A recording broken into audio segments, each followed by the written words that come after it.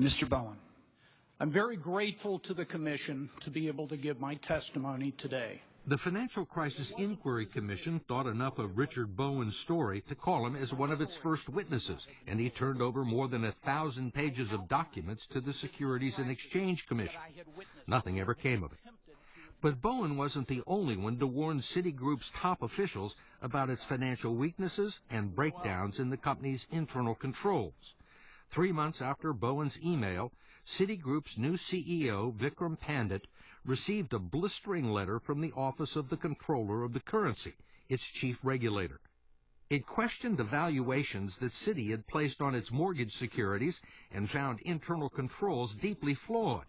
The letter stated, among other things, that risk management had insufficient authority and risk was insufficiently evaluated, and that the Citibank board had no effective oversight.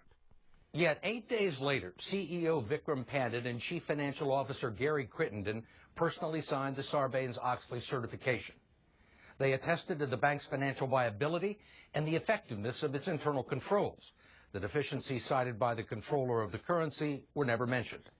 Citi said it didn't consider the problem serious enough that they had to be disclosed to investors, and says the certifications were entirely appropriate. But 9 months later, Citigroup would need a $45 billion bailout and $300 billion more in federal guarantees just to stay in business. I don't think Wall Street senior people really think they'll ever end up in jail, and they've been right. Frank Partnoy, the securities lawyer and expert on Sarbanes-Oxley law, says the facts about Citigroup raise some troubling questions. They certainly knew the internal controls were inadequate and that the company was out of control from a reporting perspective. And yet they signed the Sarbanes-Oxley letter saying that everything was fine. I'm very surprised that the CEO and CFO would sign those letters. I wouldn't have signed them under those conditions. You're signing them under penalties of potentially 10 years in prison. You're certifying that you designed and implemented effective internal controls in the aftermath of all this news about the company's problems.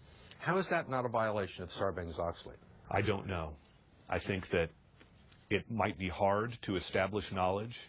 That might be what prosecutors are thinking and not bringing the cases. The letter was addressed to Vikram Pandit, the new CEO of Citigroup. And he had 8 days to think about it. From February 14th, Valentine's Day, he gets the letter.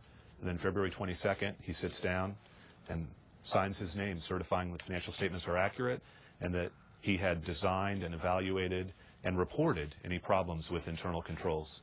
8 days is a long time on Wall Street. I can't get inside his head, but I would certainly think as a prosecutor that this would be something I'd be interested in asking some questions.